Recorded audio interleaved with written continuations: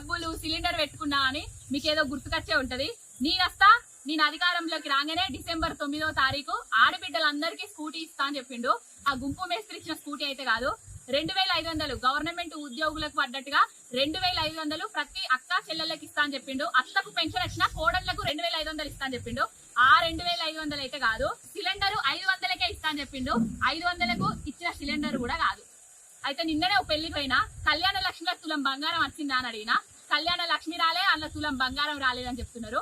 ఇవన్నీ గాలి ముచ్చట్లు అని వాళ్ళే చెప్తున్నారు. ఇక నిన్న ముసలమ్మ ఒక ఆమె కలిసింది, 2000 పెన్షన్ ఉన్నదాన్ని కేసీఆర్ బిచ్చమెత్తాడు, నేను రాగానే 4000 ఇస్తా అని చెప్పిండు. ఆ అవ్వని అడిగితే జనవరిలో ఇచ్చే పెన్షన్ ను గయాబ్ చేసిండు, ఇయ్యలేదు. ఇక 4000 దేవుడెరుగు బిడ్డ, 2000 ఏదో కేసీఆర్ ఇచ్చినాయి అత్తానే అని చెప్పింది.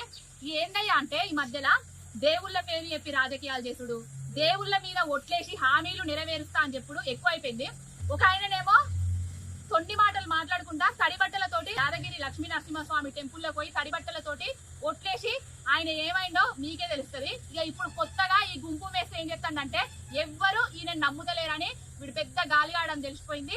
జనాలు ఎవ్వరు జెత్తలేరు, అసలు పార్టీలు ఉన్న కూడా ఆయనకి ఎవ్వరు పనిచేస్తలేరని తెలిసిపోయి నేను చెప్తున్నా ఆగస్టు 15వ తారీఖున 2 లక్షల రుణం మాఫీ చేస్తా, ఎన్నికల నోటిఫికేషన్ వచ్చింది కాబట్టి చేయలేకపోతున్నా అని చెప్పిండు. ఏం రాయ్యా నువ్వేం చెప్పినావు? డిసెంబర్ 9వ తారీఖు నేను వస్తా, ప్రతి రైతన్నలు బ్యాంకుల దగ్గరికి పోయి 2 లక్షలు రుణం తెచ్చుకోండి, 9వ తారీఖే నేను మాఫీ చేస్తా అని చెప్పినావు. డిసెంబర్ 9వ తారీఖు అయిపోయి ఇప్పుడు ఏప్రిల్ 9వ తారీఖు కూడా దాటిపోయింది. ఇక మే 9వ తారీఖు కూడా రాబోతుంది. ఇప్పటి వరకు కూడా ఎన్నికల నోటిఫికేషన్ ఎప్పుడు వచ్చింది? నువ్వు ఎందుకు రుణమాఫీ చేయలేదు? ఇప్పుడు మళ్ళా ఎంపీ ఎలక్షన్ల లబ్ధి పొందడానికి ఆగస్టు 15న చేస్తా అని లక్ష్మీ నరసింహ మీద ఒట్టేసి చెప్తాడట.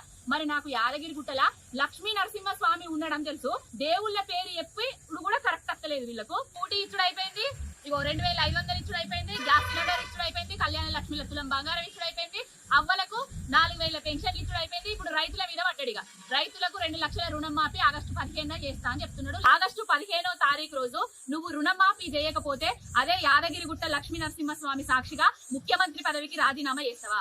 లేకపోతే నువ్వు ఇచ్చిన హామీలు ఒక్కటి కూడా నెరవేర్చలేదు అనేసి అందరి ముందట క్షమాపణ చెప్పి ముక్కు భూమికి రాస్తావా?